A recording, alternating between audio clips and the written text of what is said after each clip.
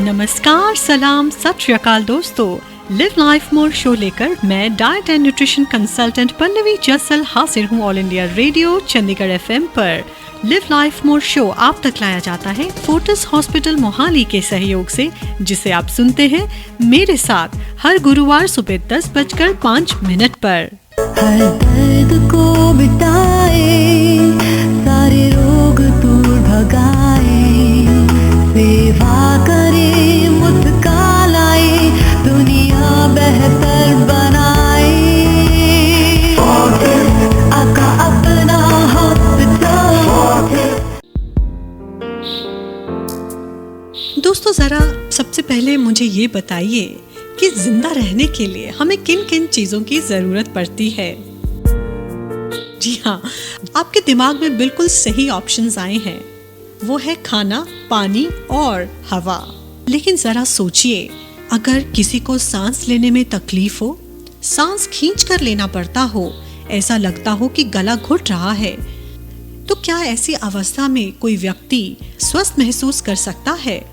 और दोस्तों, सांस का चलना हमेशा ही बहुत अहम है, क्योंकि इसी सांसों की माला में हमारे परिवार की खुशहाली और हमारे परिवार के सपने बंधे होते हैं। तो जरूरी है इस सांसों की डोर का सुचालित चलते रहना।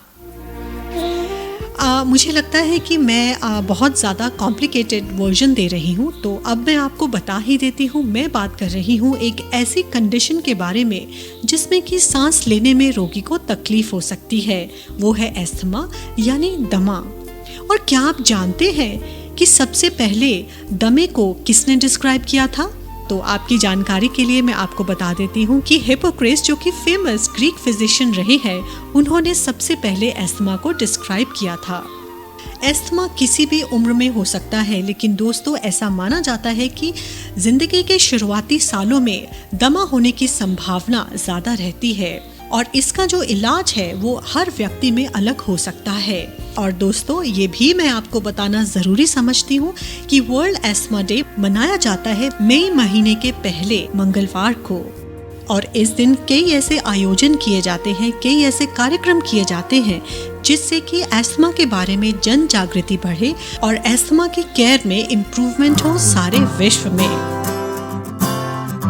लिव लाइफ मोर शो के इस एपिसोड में हम आपको अच्छी अच्छी बातें तो बताएंगे ही, लेकिन साथ ही आज के हेल्थ सेक्शन में हमारे विशेषज्ञ, सीनियर चेस्ट स्पेशलिस्ट और critical care expert doctor Amit Mandal asthma के विभिन्न पहलुओं के बारे में जानकारी देंगे।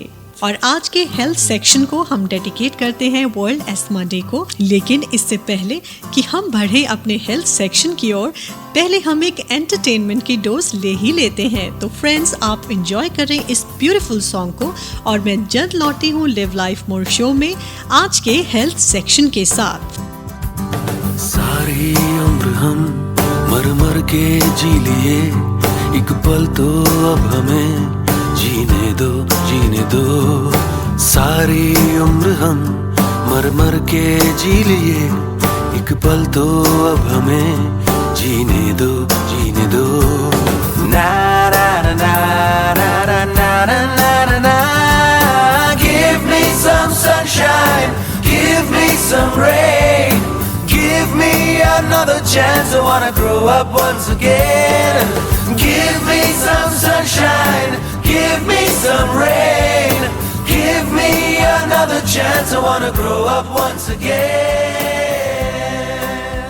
हर दर्द को मिटाए, सारे रोग दूर भगाए, सेवा करे मुस्कालाए, दुनिया बेहतर बनाए। आका अपना hospital. All India radio Chandigarh FM पर दोस्तों, मैं हूं पल्लवी जसल और हमारे साथ हैं छाती रोग विशेषज्ञ और critical care expert doctor Amit Mandal. Doctor साहब नमस्कार, और वर्ल्ड एस्थमा डे को समर्पित लिव लाइफ मोर शो के इस भाग में आपका हम स्वागत करते हैं। नमस्कार पल्लवी जी। डॉक्टर साहब, सबसे पहले तो मुझे लगता है कि हमारा ये जानना बेहद ज़रूरी है कि एस्थमा यानी कि दमा किस कंडीशन को, किस बीमारी को कहते हैं। दमा या ब्रोंकियल एस्मा एक सांस की एक बीमारी है जिसमें नलियों की सूजन होती है और ये मौसम के साथ आमतौर पे इसकी ताल्लुकात देखी जाती है। ज़ुकाम, नाक से पानी जाना या खांसी आना, सांस फूलना, साए साए की आवाज़ आना, इन तरह की चीज़ें जो बार बार साल में दोहराती है और स्पेसिफिकली सीज़न रिलेटेड हो या कोई एक्सपोजर हो कोई स्पेसिफिक एजेंट के साथ, उसको हम दमा या ब्रोंकियल एज़मा कहते हैं। तो दोस्तों, जैसा कि डॉक्टर साहब ने बताया, साधारण से लगने वाले ये लक्षण जैसे कि नाक का चलना या साए साए की आवाज़ आना, ये दमा यानी अस्थमा के हो सकते हैं। डॉक्टर साहब, अगर इस तरह के लक्षण कोई महसूस करता है और ऐसे पेशेंट्स आपके पास इलाज के लिए आते हैं, तो उनके ट्रीटमेंट के लिए यानी कि दमा के इलाज के लिए क्या क्या मोडालिटीज़ आज हमारे पास उपलब्ध हैं?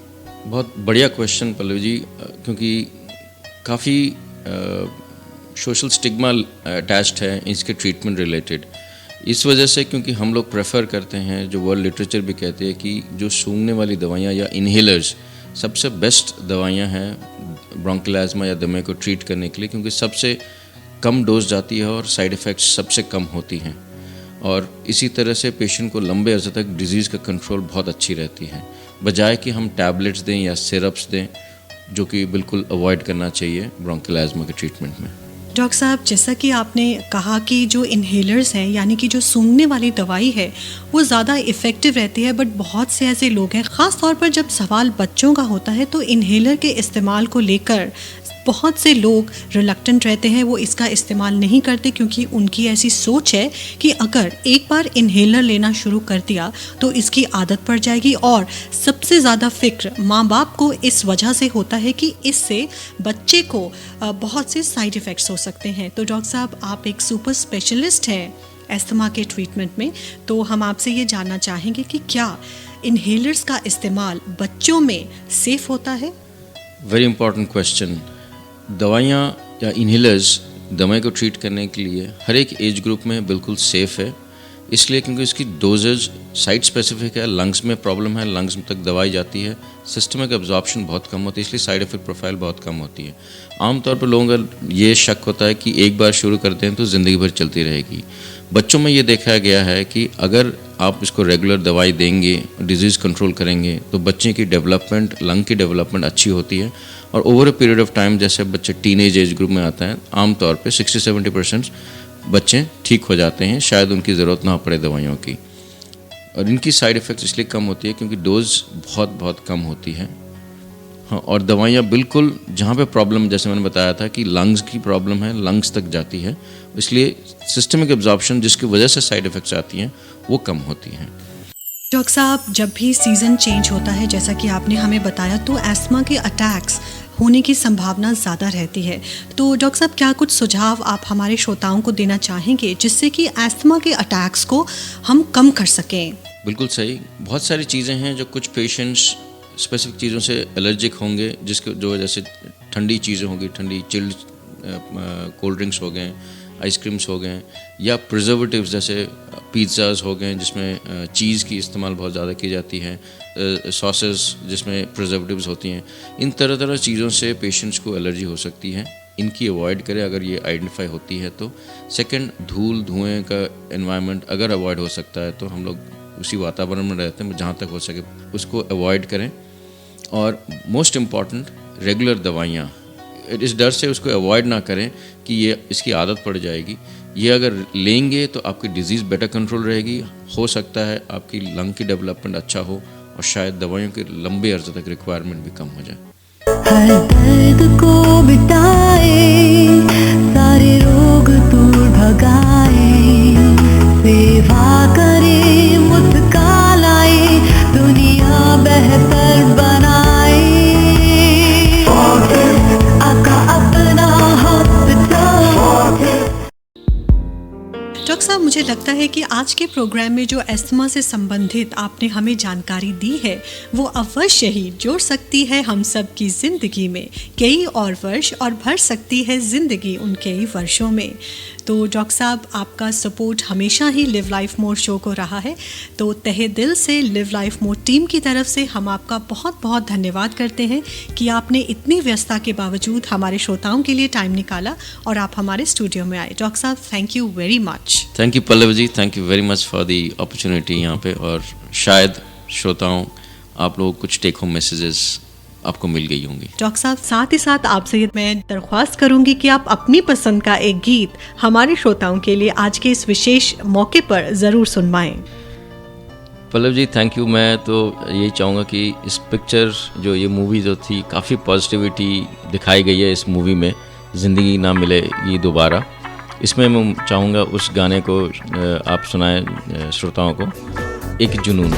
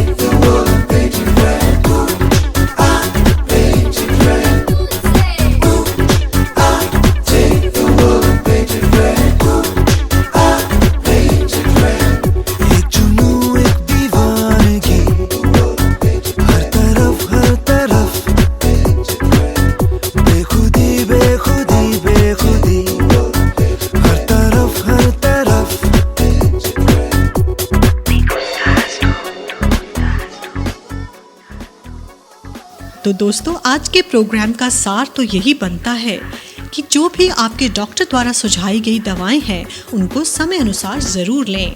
आपको जिस चीज़ से एलर्जी है या जिस चीज़ से आपको अस्थमा का अटैक ट्रिगर होता है, उन चीज़ों को पहचानिए और उनसे दूर रहने की कोशिश कीजिए। और ये सब टिप्स अगर आप फॉलो करेंगे तो अस्थमा अटैक से आप अपना बचाव कर सकते हैं। तो इसी के साथ दोस्तों, अब अपनी होस्ट पल्लवी चस्सल को दीजिए इजाज़त। इंशाल्लाह हम फिर मिलेंगे अगले हफ्ते all India radio Chandigarh FM पर। और फ्रेंड्स, अगर आज के लिव लाइफ मोर शो के बारे में आप अधिक जानकारी चाहते हैं तो आप हमें अवश्य कॉल करें। हमारा नंबर है 9815196731। इस प्रोग्राम को ऑनलाइन सुनने के लिए लॉग इन कीजिए livelifemore.com या हमारा फेसबुक पेज facebook.com/livelifemoreofficial पर। और आज के प्रोग्राम सुनने के बाद मुझे लगता है कि आपको जो भी बदलते मौसम के साथ समस्याएं हैं जो कि अस्थमा का रूप ले सकती हैं, वो आपको परेशान नहीं करेंगी। So friends, this is your host Pallavi जसल signing off, and till we meet again, take care and live life more. This program is conceptualized by Dr. Sandeep Jassal.